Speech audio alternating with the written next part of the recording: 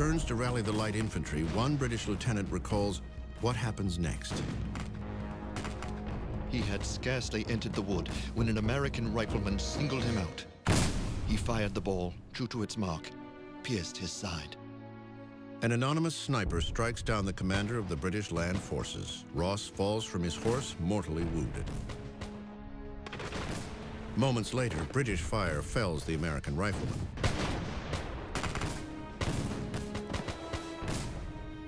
Growing weaker, Ross issues his last order. He yields command to Colonel Arthur Brooke, then dies. News of Ross's death quickly spreads through the ranks. Midshipman Robert Barrett expresses the shock shared by many in the British invasion force. I can vouch that the lamented Major General Robert Ross was regarded by all ranks as a chivalrous hero whose humanity and bravery were equally conspicuous, and that his memory will never die in the regiments he so often led to victory. The sniper's name has faded into history. With one shot, he would never know how he had changed the course of the War of 1812. The tragic death of Ross affected the British Army in a very significant way. He was a known quantity. They knew what they could expect from him, and they trusted him. The British Army at this stage were in something of a quandary. For the British, Major General Ross's death means more than just losing a leader.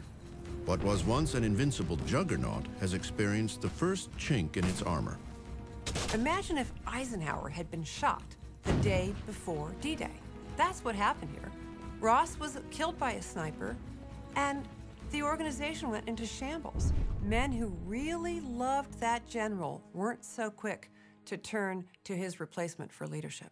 Had he lived, Ross might have emerged as the battle's most well-known figure.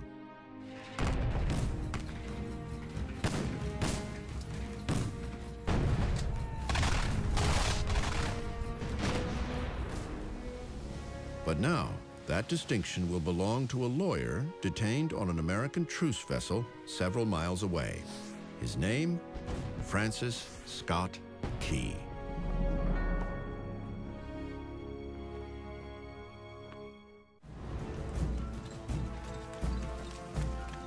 The British invasion force continues its combined naval and land attack on Baltimore. Their battle plan suffers a significant early blow when a bullet from an American sniper kills General Robert Ross. The loss of their commander has sent shockwaves through the British Army.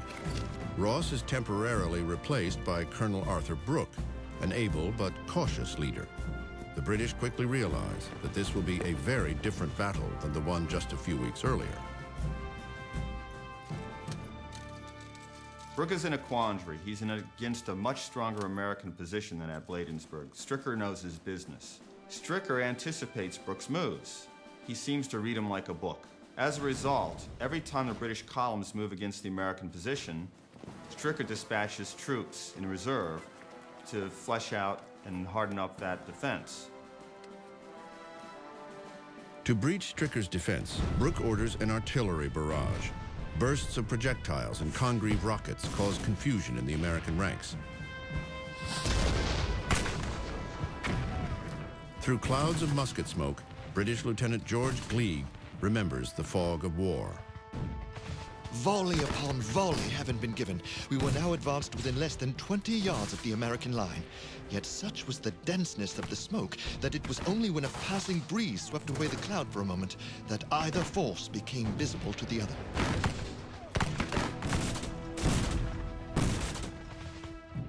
Stricker, seeing his line threatened by oncoming British forces, calls for a retreat. But unlike the militiamen who scattered at Bladensburg, he retires his troops in good order to the very outskirts of Baltimore. Meanwhile, in the harbor, Major George Armistead, the commander at Fort McHenry, views the approaching British fleet from the ramparts. Prepare to fire! Sir, you're out of our range! Give your guns full elevation. From the number of barges and the well-known situation of the enemy, I have no doubt but that an assault will be made this night upon the fort. Aboard the 50-gun frigate HMS Surprise, Captain Edward Codrington reflects the confidence of the British Navy in a letter to his wife. The work of destruction is now about to begin, and there will be many broken heads tonight. The bomb vessels, brigs, the frigates are all pushing up the river with an eagerness which must annoy the enemy, I presume as much as it delights me. Dawn, September 13th. The bombardment of Fort McHenry commences. From their position 2 miles away, heavily armed British bomb ships unleash an early 19th century version of shock and awe.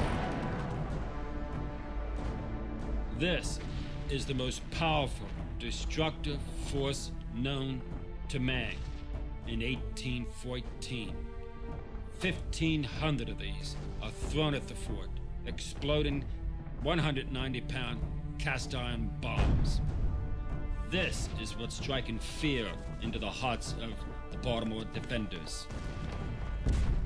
Miles from Fort McHenry, the citizens of Baltimore feel the power of the British artillery volleys. A local newspaper reports.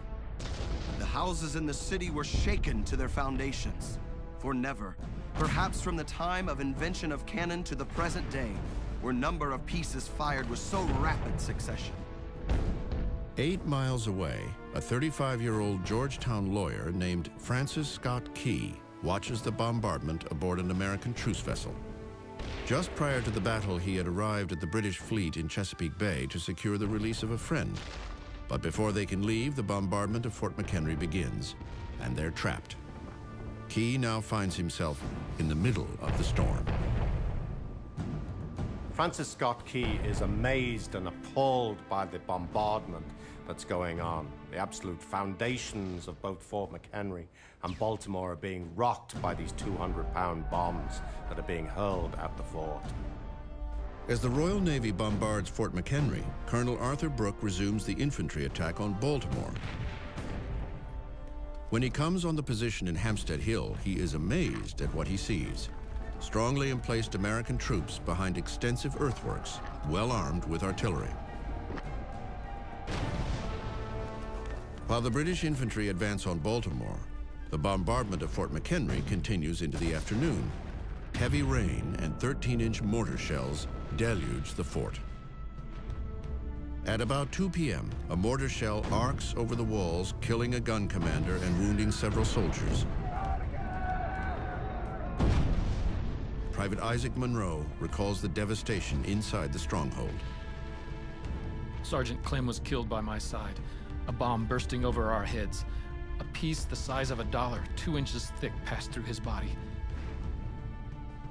Moments later, a bomb makes a direct hit on this powder magazine, where over 250,000 pounds of powder are being stored. This is the main powder magazine for the defense of Baltimore itself. If this goes, the entire fort will go. If the fort goes, the city may very well fall. But miraculously, the shell fails to ignite, saving Fort McHenry from utter destruction. Despite the unprecedented onslaught, American troops inside the fort counter the attack with lethal force of their own. By nightfall, the bombardment has lasted more than 12 hours. The sky over Fort McHenry is ablaze with lightning and rocket glare, as deafening thunderclaps and artillery blasts shake and rattle all of Baltimore. One U.S. Marine is awestruck by the dazzling but deadly sound and light show. I think the handsomest sight I ever saw was during the bombardment, to see the bombs and rockets flying. An order comes to extinguish the lights in all of Baltimore to prevent the British from seeing any strategic landmarks. Now, only the periodic flashes of lightning and exploding rockets illuminate Fort McHenry. Inside, Major Armistead and his men know they must hold out. The fate of the city, perhaps the nation itself, is in their hands. The only way Francis Scott Key and the people of Baltimore will know if they're successful is if the flag above the fort still waves. They watch, hope, and wait. Throughout the night of September 13, 1814, the British Navy keeps up its bombardment of Fort McHenry in Baltimore Harbor. One British midshipman recalls the relentless artillery attack. All the night, the bombardment continued with unabated vigor. The hissing of rockets and the fiery shells glittered in the air, threatening destruction as they fell. Whilst to add solemnity to this scene of devastation, the rain fell in torrents. The thunder broke in mighty peals after each successive flash of lightning. Inside the fort, with the smaller storm flag now flying above, Major George Armistead's men return fire. The only means we had of directing our fire was by the blaze of their rockets and the flashes of their guns. Those citizens of Baltimore who haven't already fled the city look on in awe and horror. And Francis Scott Key is one of them. Throughout the night, he paces the deck of his ship in the darkness, hoping the explosions would continue, because if there's silence, it might mean the fort had capitulated. While the Royal Navy shells the fort, Colonel Arthur Brooke, commander of the British Land Force, prepares a final attack on Hampstead Hill on the edge of the city. To aid Brooke, Vice Admiral Cochrane orders a diversionary attack against the western slope of Fort McHenry with a flotilla of 20 barges armed with artillery. But the Americans don't fall for the ploy. Instead, the American artillery pounds away at the diversionary force. In the pre-dawn darkness of September 14th, Brooke makes a momentous decision. He orders a retreat back to the ships. September 14th, dawn. At 4:30 in the morning, the American gun batteries here at Fort McHenry fall silent. But the bombardment continues until 7:30 that morning by the British Royal Navy. And then after 25 hours of intense bombardment, silence covers the waters of the Patapsco River and Baltimore Harbor. That silence follows the order to stop the bombing of Fort McHenry. The nighttime flotilla operation had failed. All the while, the ragged, rain-soaked storm flag still waves defiantly over the fort's ramparts. Cochrane understands that to continue fighting is futile.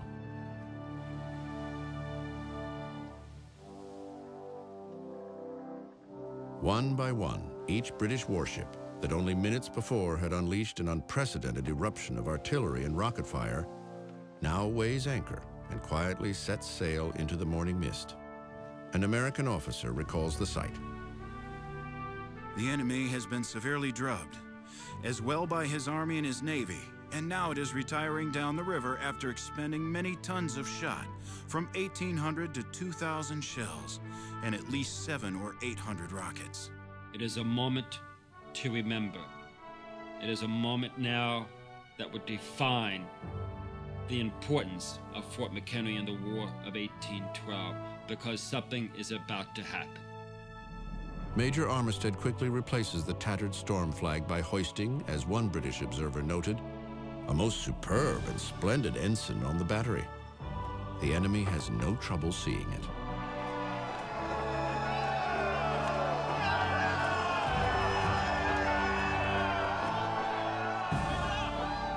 But gradually, the morning mists began to clear, and once more Key makes out the stars and stripes still flying above Fort McHenry. Never before has he looked with such reverence upon the symbol of his country. Francis Scott Key, a reluctant patriot himself, a person who was not terribly political and somebody who was against the war itself, finds himself an eyewitness to this moment in American history. I saw the flag of my country waving over a city, the strength and the pride of my native state. And does not such a country and such defenders of their country deserve a song? Key takes out a letter from his pocket and jots down a few verses. Oh, say can you see by the dawn's early light. The British release Key later that morning. He returns to Baltimore and continues to work on his poem. what so proudly we hailed at the twilight's last gleaming. A few days after the bombardment, Key's poem, Defense of Fort McHenry, is printed on handbills and distributed throughout Baltimore. Whose broad stripes and bright stars, through the perilous fight, o'er the ramparts we watched were so gallantly streaming. The poem is put to the melody of To Anacreon in Heaven, a popular British drinking song from the late 1700s. And the rocket's red glare, the bombs bursting in air, gave proof through the night that our flag was still there. By November 1814, the song is published in Baltimore as the Star-Spangled Banner. Soon, other cities publish the song, and it gains popularity. Oh, say, does that star-spangled banner yet wave? Congress officially approves the song as the national anthem in 1931. For the land of the free and the home of the brave.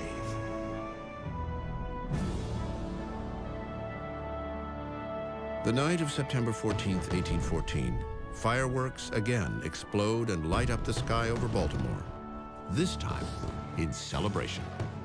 So there were huge celebrations, fireworks and dancing, and the best letter that was written at the time came from a lady in Philadelphia who wrote to her father, and she said, "Papa, there are loud huzzahs, that's hurrahs, in the streets.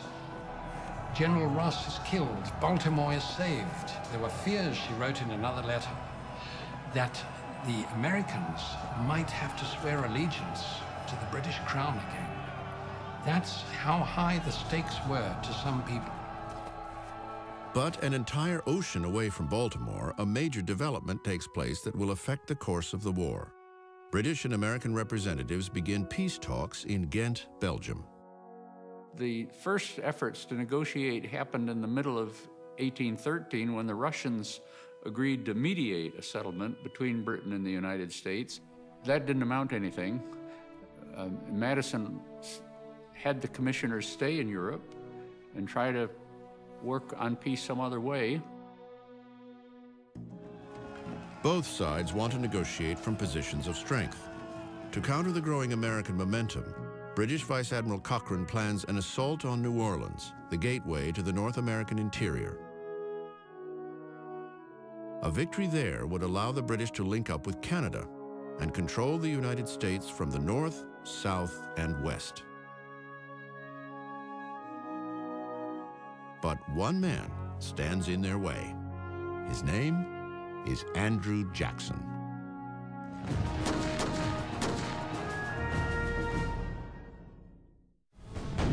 In December 1814, events on and off the battlefield will take the War of 1812 into an unprecedented direction. While representatives of the U.S. and Great Britain continue to negotiate a peace agreement in Ghent, Belgium, anti-war Federalists from New England meet in Hartford, Connecticut, to discuss an alarming idea: secession from the United States. A country under attack by foreign invaders is now threatened by its own people. For the Madison administration, it is nothing short of a crisis. They knew that British agents were in Hartford talking to the New England politicians there, and that there might be a secession movement. It looked like the whole thing might unravel. With political developments at a critical stage, the British target New Orleans, where a decisive victory could threaten the unity and independence of the United States. But standing in their way is Andrew Jackson, a 47-year-old Tennessean whose indomitable will, battle-hardened guts, and fiery temperament earns him the legendary nickname Old Hickory.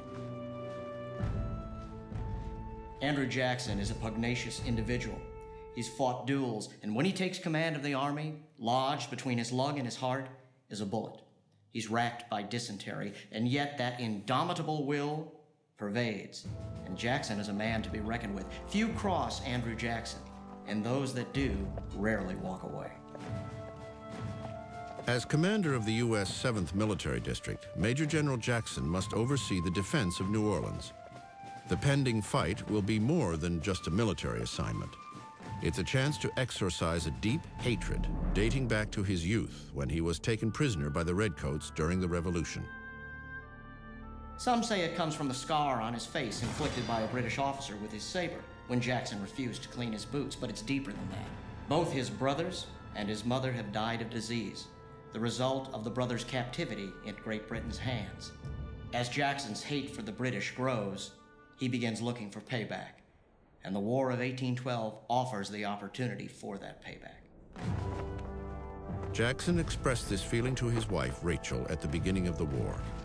I owe to Britain a debt of retaliatory vengeance. Should our forces meet, I trust I shall pay the debt.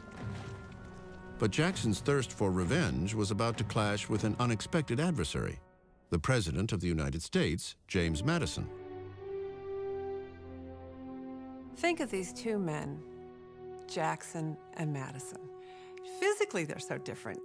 Jackson's really tall and dynamic and vigorous military leader, and you've got Madison, who's brilliant, formally schooled, very erudite. They couldn't be more different in the way they work with other people and just the way they look. Earlier that year, Madison had opposed Jackson's promotion to general, which was done without his consent. But despite Madison's personal dislike of the renegade, Jackson is the only man who can save New Orleans.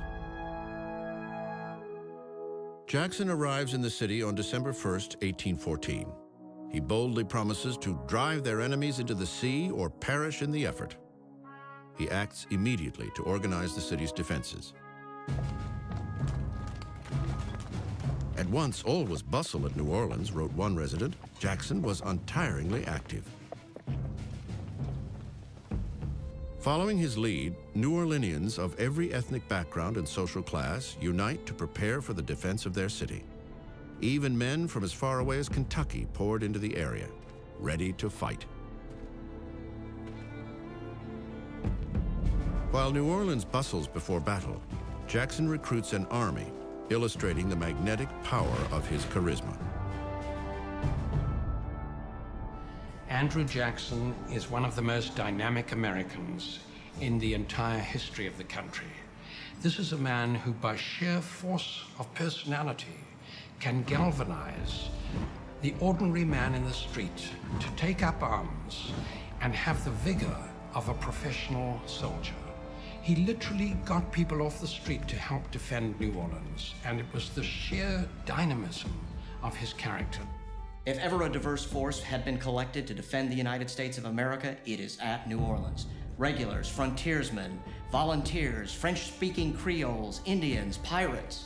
A truly diverse and almost motley accumulation of men. You have America, so to speak, in all of its colors and languages, if you will, the common man.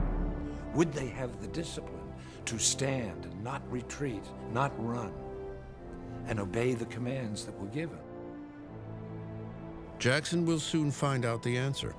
His ragtag army of nearly 4,000 mostly untrained men doesn't appear to stand a chance against the 10,000 British troops headed their way.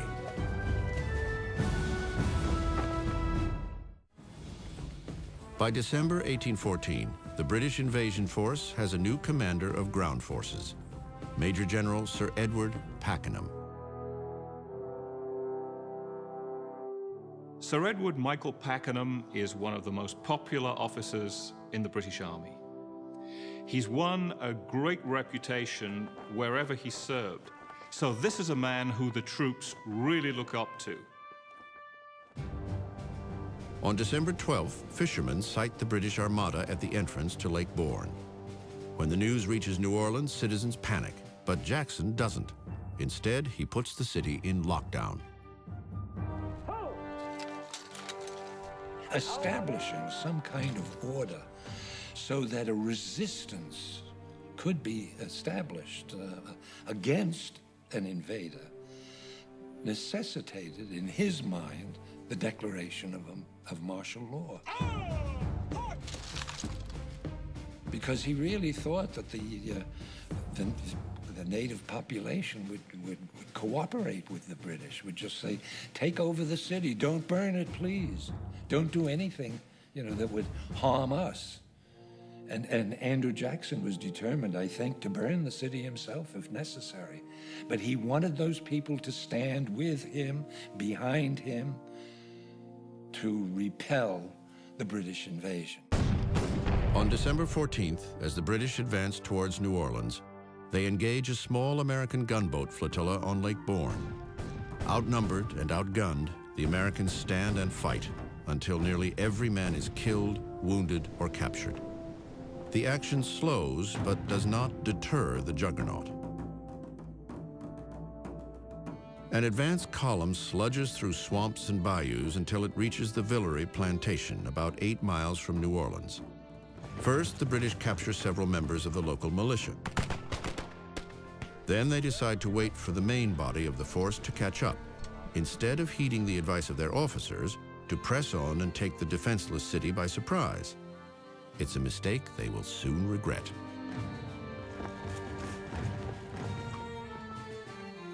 That's the turning point, I think. The British had many more troops. They should have pressed on. They would have taken the city, I think. But they didn't. They thought that Jackson had in excess of 20,000.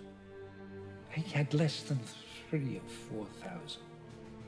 But the British command has no option. They are caught between the Mississippi River on one side and a swamp on the other. The only way now is to go straight ahead. So they have to hit the American lines, hit them hard, break the line, and get through. And Jackson is determined to hold that line. And rather than wait for the British to attack, he attacks them first. By the eternal, they shall not sleep on our soil, Jackson declares when he learns the British are only a few miles away. He immediately orders a force of some 1,500 men to ambush the British camp. The 14-gun Carolina parallels the infantry as it sails down the fog-shrouded Mississippi towards the unsuspecting enemy camp. December 23rd, 7:30 p.m., with only the light of the British campfires to guide them, the guns of the Carolina open fire. The attack, remembers one British soldier, catches the camp completely by surprise. Flash, flash, flash came from the river. The roar of the cannon followed, pouring a perfect shower of grape and round shot into the camp. Following the Carolina strike, the American infantry attack. The fighting in the fog and smoke becomes intense and chaotic.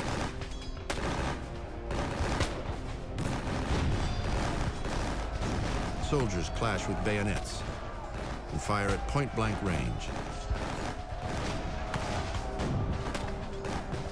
Some of the untrained militia fire back wildly and hit their own men in ferocious hand-to-hand combat.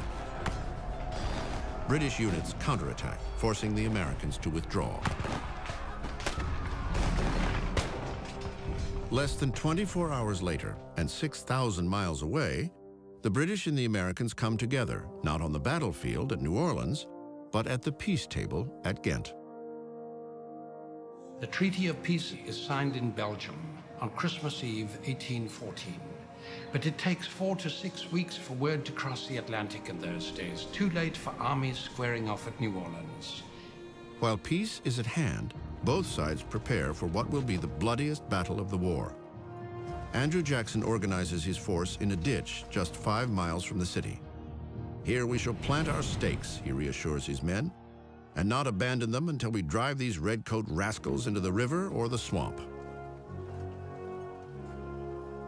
4,000 men, entrenched in mud, are stretched over a mile from the Mississippi River on the west to its easternmost rampart in the swampy woodlands.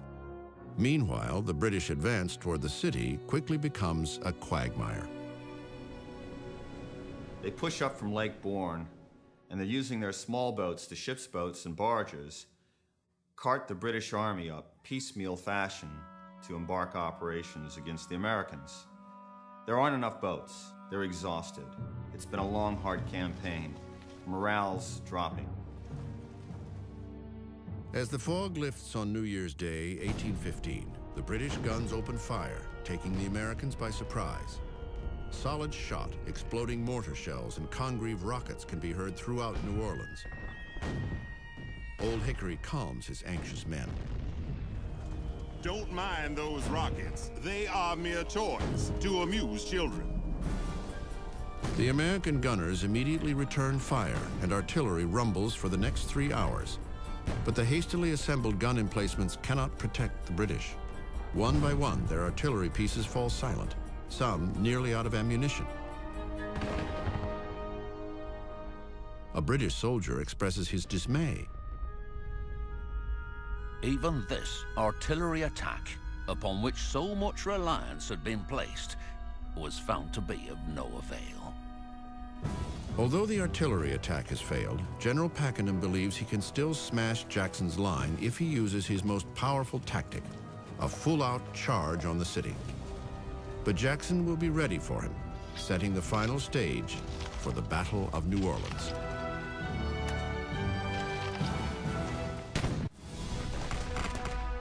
On January 7th, 1815, after weeks of holding off the British invaders, Andrew Jackson's ragtag army of 4,000 men lie in wait.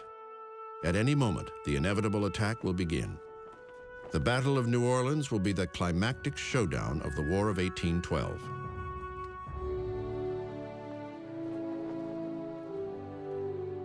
As the evening of January 7th appears, the men behind Line Jackson know that an attack is imminent. They can hear the sounds directly in front of them, and yet their morale is extremely high because in their mind, they have beaten the British twice. And they feel themselves almost invincible, each man relying upon that piece of wall that he himself has constructed. And it is their morale, coupled with good luck, which will turn the tide of the battle. Just outside the city, thousands of reinforcements led by General Pakenham intend to overwhelm the Americans with sheer numbers and take advantage of a glaring weakness in their defense. Jackson's line appears weakest on its flanks. They can be easily turned, or at least so it's thought. And if those flanks can be turned, the American line will disintegrate and be rolled up and become untenable. Pakenham devises a well-coordinated attack along the American line. Nearly 1,000 men will cross the Mississippi on the west bank, attack the American artillery batteries, and turn the guns on Jackson's own men. With the West Bank taken, General Pakenham can begin his main attack. He has 3 columns. On his left, General Keane will create a diversion. On his right, General Gibbs will have the main column of attack and will have the job of storming over Line Jackson and taking that position. Down the center, General Lambert will bring up a column of reserve. He'll be there to throw his weight behind whatever action needs more troops. Pakenham's plan is aggressive, but it's too complicated. He's got too many columns moving forward, and everything has got to be timed to perfection.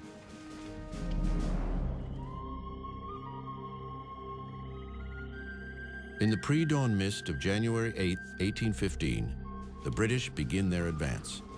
From the start, problems plague Pakenham's troops. The muddy riverbanks slow the launching of the attack force. Once in the water, the swift current sends some boats too far downstream before they can reach the west bank. By the time they make it across the river, it will be too late to effect the battle. Elsewhere, the 44th Regiment, part of the main assault force, blunders. The primary assault column is on the march, and the regiment that's supposed to carry the scaling ladders have forgotten them.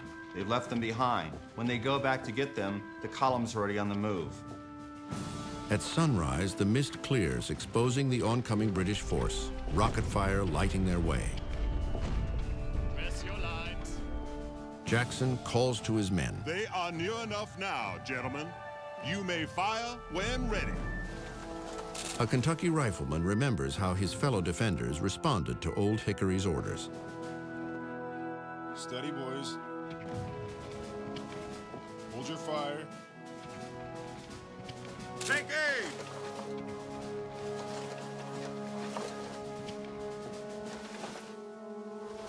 Fire! Then the heavy iron cannon, and some thousands of small arms joined in and made the ground shake under our feet. As soon as the firing began, Captain Patterson came running along. He shouted, "Shoot low, boys! Shoot low! Break 'em!" These Americans, instead of fleeing, stood there and decimated the British line. One cannon blast, they said, knocked out 100 British soldiers.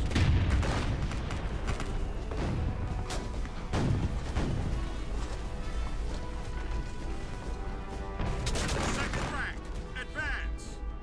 And the Americans fired right into the faces of these men. It was like roaring hell, said one commentator. The confusion in the British ranks spreads among one column led by General John Gibbs.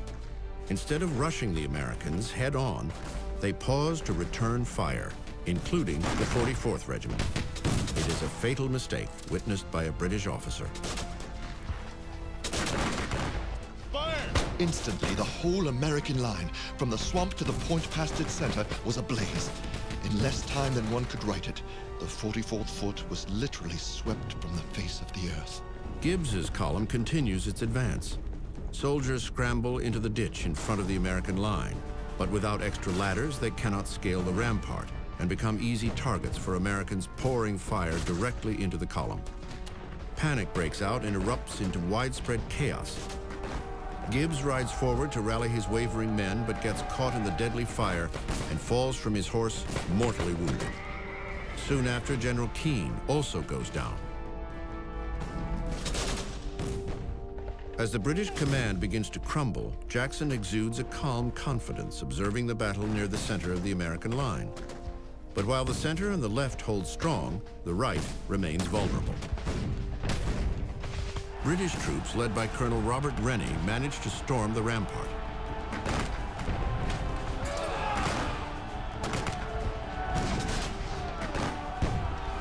Bayonets clash and gunshots fire at point-blank range in hand-to-hand fighting.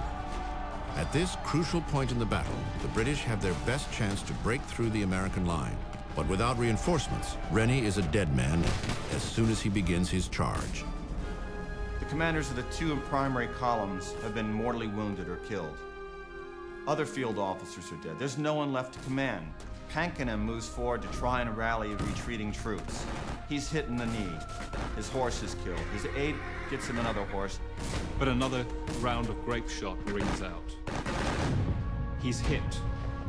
This time, it's fatal. He's hit through the arm and the spine. He's hit in the lungs, and he falls to the ground, dying. The British Army has lost its commander. In just 20 minutes, the British High Command has been obliterated. The survivors realize they will never reach New Orleans and halt the attack. Improbably, Old Hickory's ragtag army has just trounced the world's best fighting force in little more than 2 hours. When the battle was over and Jackson came out to see, the carnage, there were some men on the bottom, on the ground, who were still alive, and their arms and legs started to come up through the bodies of the men who had fallen on top of them. And Jackson said it reminded him of the resurrection, when the dead will rise from their graves. It was quite a scene.